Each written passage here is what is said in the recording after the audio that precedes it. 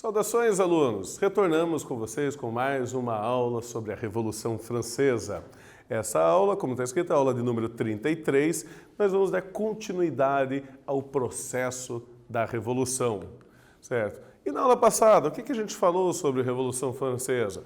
Nós entendemos que as condições sociais e econômicas da França no período da segunda metade do século XVIII, final do governo de Luís XIV e começo do governo de Luís XVI, seu neto. Nós tentamos entender as características do antigo regime francês, aquele regime que dividia a sociedade em estados, e as principais reivindicações do terceiro estado na Assembleia dos Estados Gerais. Qual que é o objetivo da aula de hoje? A aula de hoje é compreender as mudanças na política francesa a partir da criação de uma monarquia constitucional. Lembrem-se, Assembleia Nacional Constituinte. Entender a importância da criação da Declaração dos Direitos do Homem e do Cidadão para a França. Identificar os elementos de avanço e retrocesso no estabelecimento de uma política na França. Vamos problematizar. A grande data para a França, o 7 de setembro deles, o dia da independência da França, é o dia da Bastilha. É o dia que eles destruíram um grande prédio público, um grande monumento do rei. Recentemente, algumas pessoas tiveram a ideia de que destruir certos monumentos poderia ser uma ideia interessante de novo. No caso aqui, eu trago para vocês essa reportagem, que está na revista Aventuras da História, em que você tem a figura de Edward Colston. Edward Colston foi um grande traficante de escravos africanos, mas ele foi o fundador da Universidade de Bristol com esse dinheiro. O que aconteceu? O movimento Vidas Negras Importa atacou a estátua desse fundador e jogou no fundo do oceano. Será que vale a pena a gente celebrar uma pessoa que pode ter feito coisas boas, mas a um preço assustador? Será que vale a pena a gente manter essa estátua? Isso é uma questão a ser discutida, inclusive, com o professor de vocês. E, novamente, eu recomendo a todos que acessem o Google Class e não esqueçam de responder a chamada obrigatória no link número 1, que vocês recebem ali nas atividades diárias. E conversem um pouco com o professor de vocês sobre essa ideia de revolução e de talvez mudar monumentos. Reescrever talvez a história, guardá-los em outros lugares. Para que servem esses monumentos? Bom, a rebelião do terceiro estado. Na última aula a gente falou sobre a Assembleia Nacional Constituinte, que o terceiro estado se reuniu. Essa gravura da época ela mostra justamente o despertar dele. Nós temos o terceiro estado se livrando de suas algemas, pegando armas, e a nobreza e o clero com medo desse terceiro estado. É o início da rebelião e ela começa com a Assembleia Nacional Constituinte. Esses deputados, então, eles se rebelaram da Assembleia dos Estados Gerais, foram até uma sala ao lado e lá eles disseram: não vamos sair enquanto a gente não criar leis para essa França, enquanto a gente não constituir um país, uma nação. Certo? O rei achou isso rebeldia. Como que eles ousam desobedecer ao rei? Como que eles fazem isso? O rei não tinha permitido isso. Como que eles desobedecem ao rei? E ele convoca o exército que estava em Paris para ir até Versalhes e em Versalhes invadirem essa sala e prenderem todos esses membros do terceiro estado. Essa é a decisão real. Então, primeiro quiz da aula de hoje para vocês. Qual era o objetivo dos deputados reunidos na Assembleia Nacional Constituinte? Vocês têm aí uns minutinhos para responder e eu já retorno com a alternativa correta para vocês.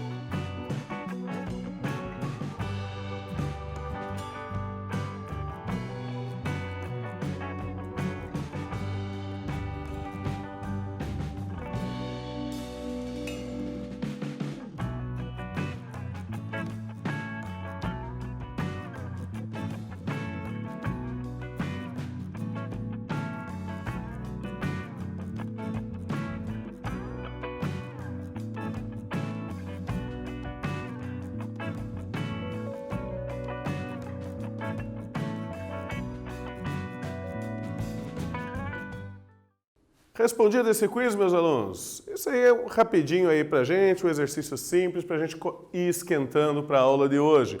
Alternativa correta, letra A. Votar uma Constituição para a França. Lembre-se, era a Assembleia Nacional Constituinte da Constituição.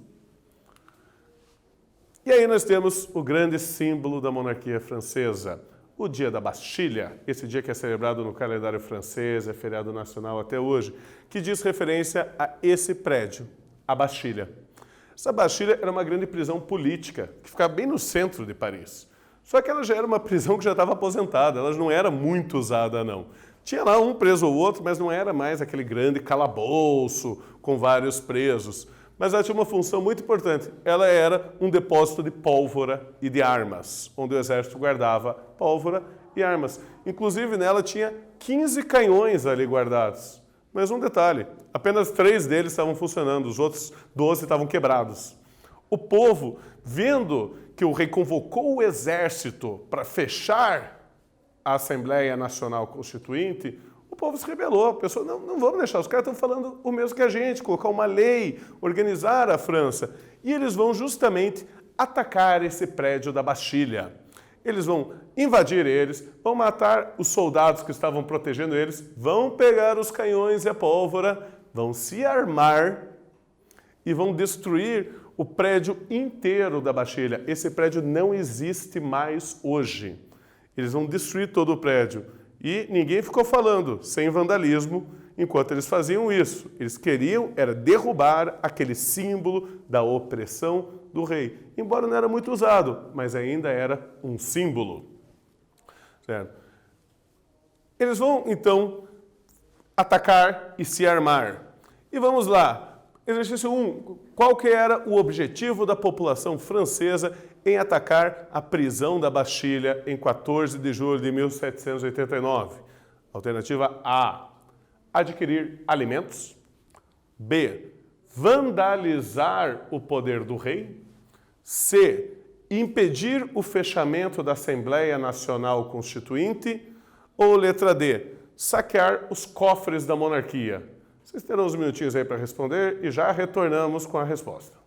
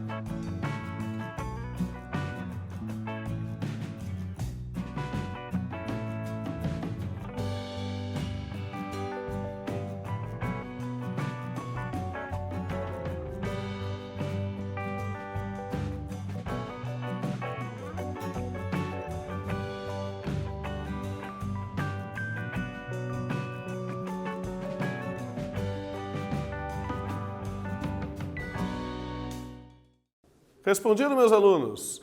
Para esse exercício, qual era o objetivo do povo em atacar a Bastilha? A alternativa correta era C, era mostrar sua indignação e tentar fazer alguma coisa para impedir o fechamento da Assembleia Nacional Constituinte, que tinha membros do terceiro Estado, desafiando o poder do rei, certo? Acontece que quando acontece a invasão da Bastilha, você passa a ter várias revoltas em Paris. E essa notícia passa para o campo. E no campo, os camponeses, os servos, eles também começam a ver uma oportunidade de se rebelar contra a opressão. Uma opressão que eles tinham dos nobres. Porque eles trabalhavam nas terras dos nobres e eles deviam vários serviços para os nobres, impostos para os nobres, obrigações para os nobres. Aí vai começar o período, que vai de julho a agosto de 1789, chamado de o Grande Medo. Essa população camponesa começa a se revoltar também em todas as terras e campos. E eles começam a atacar o castelo dos nobres, saquear o celeiro dos nobres para conseguir comida e principalmente eles queriam os livros de registro das dívidas e impostos que eles pagavam, para tacar fogo nesses livros e assim o nobre não saber quem está devendo ele. Assim se livrando dos impostos, da opressão desses impostos. Muitos nobres foram assassinados, inclusive, nesse período, e alguns membros do clero também, certo? Então vamos para outra atividade. No dia 5 de outubro de 1789, diante da falta de pão, milhares de mulheres armadas decidem ir a Versalhes, trazer o rei para Paris e garantir com isso o abastecimento da cidade. Vejam o que um observador da época escreveu sobre a Marcha das Mulheres. Eu trago o textinho aí para vocês lerem e já retorno com as alternativas para vocês.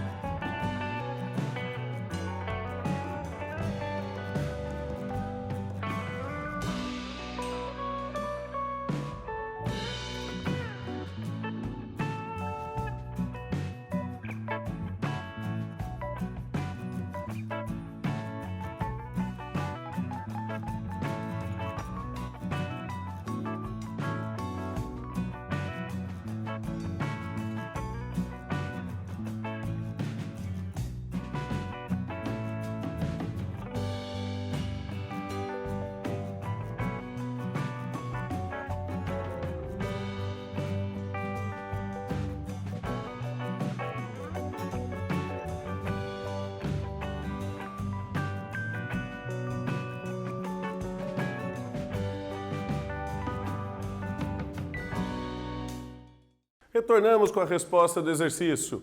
Então, após ler o texto sobre o protesto feminino em Versalhes, nós temos aqui duas perguntas. Com base no texto, é possível afirmar que as mulheres tiveram participação importante na Revolução Francesa? Vai de vocês lerem o texto. E a B, no texto há indícios sobre o modo como as mulheres eram vistas na França no século XVIII? Explique. Para a primeira alternativa, sim. As mulheres ajudaram a acelerar o processo revolucionário, fazendo uma vitoriosa marcha até Versalhes, a fim de trazer o rei de volta para Paris. Elas estavam na linha de frente da Revolução, que depois os homens procuraram esconder um pouco elas, mas elas enfrentaram a linha de frente. E na B, as mulheres elas eram vistas como inferiores aos homens. Afinal, o texto fala, não se abre a porta a desordeiros e furiosos, muito menos, ou seja, diminui menos a furiosas. Então havia sim uma discriminação contra as mulheres ainda, embora elas tiveram esse primeiro papel de liderança da Revolução. Enquanto você tinha revolta no campo, a população atacando Versalhes e tentando levar o rei de volta para Paris, para no meio do povão continuar governando, o que a Assembleia vai fazer? Ela vai tentar conseguir o apoio desse povo que se revoltava tanto no campo quanto o povo que se revoltava nas cidades. Então eles vão rapidamente discutir alguns projetos importantes para que o povo gostasse deles, certo? Entre as rápidas discussões que eles fizeram, foi o primeiro, abolir o trabalho servil. A servidão medieval, feudal, estava proibida na França, ninguém mais era servo. Outra, você não é mais obrigado a pagar dízimo para a igreja. O direito à mão morta, que era o direito medieval, que você estudou no primeiro ano, que era o direito que você tinha que pagar para ficar na terra que era de seu pai, essa era a mão morta, ele também aboliu. E na Idade Medieval, cada senhor feudal tinha o seu tribunal. Eles mandaram fechar todos os tribunais, só teria um tribunal e uma lei em toda a França. Uma regra só. E eles vão publicar um dos documentos mais importantes desse período, a Declaração dos Direitos do Homem e do Cidadão. Essa declaração era formada por vários artigos e eles vão dizer o que todo francês tem direito, independente se ele é rico, pobre, nobre, clero, servo, tanto faz. Quais são os direitos deles? Então, primeiro, ele tem direito à liberdade. Segundo, direito à propriedade, direito a uma vida com segurança, direito a lutar e resistir a qualquer forma de opressão e direito à livre comunicação das ideias, falar o que ele pensa, assim como ele tinha direito a professar a religião que ele acredita. Você pode ser calvinista, luterano, ter qualquer religião. E não foi só isso que ele trouxe, mas vamos para o nosso próximo quiz, em que eu pergunto, entre os direitos estabelecidos pela Declaração dos Direitos do Homem e do Cidadão, não podemos destacar A, o direito à liberdade, B, o direito à propriedade, ou C, o direito a lutar contra a opressão, ou D, o sufrágio universal. Tem uns minutinhos para responder e já retornamos com essa.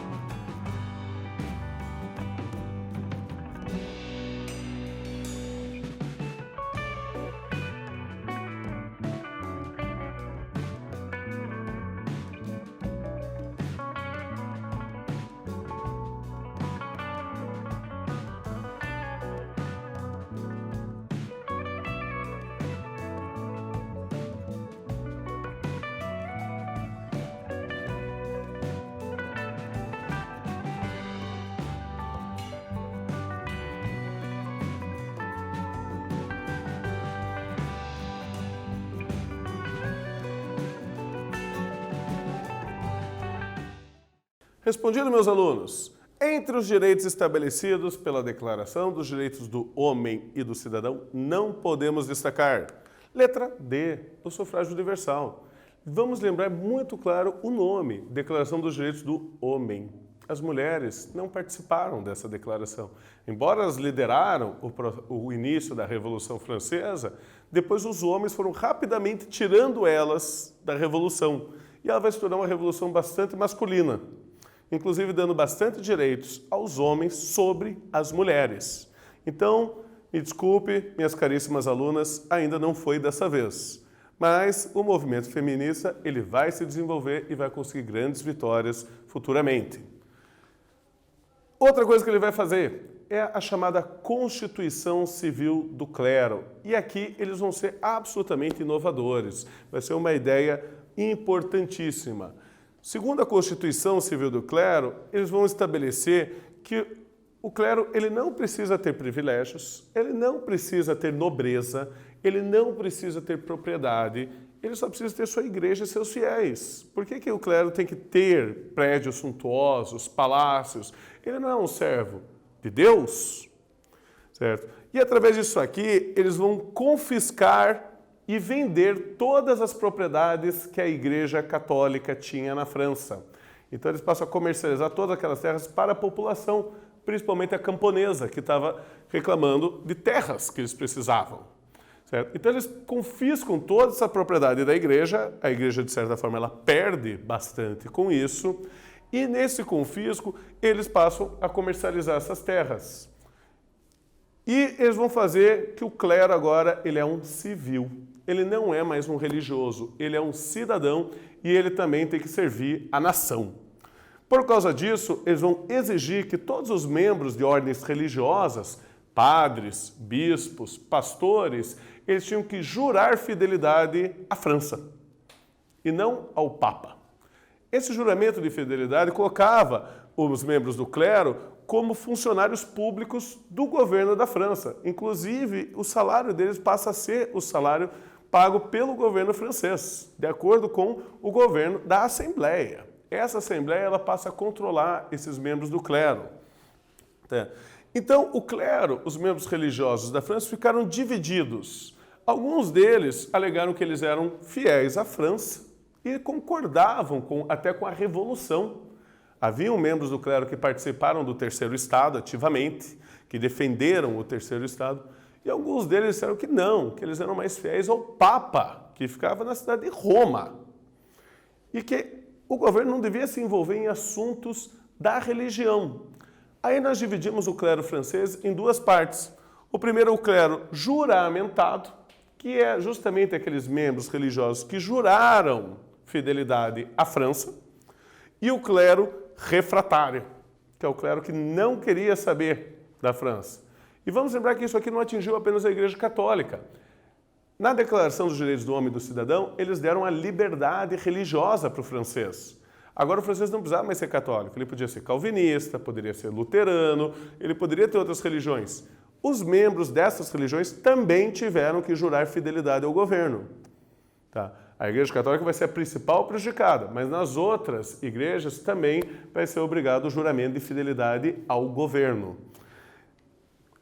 O que nos leva aí à nossa próxima atividade, a atividade número 3, em que eu pergunto sobre a Constituição Civil do Clero, aprovada pela Assembleia Nacional Constituinte em 1790. É correto afirmar que A.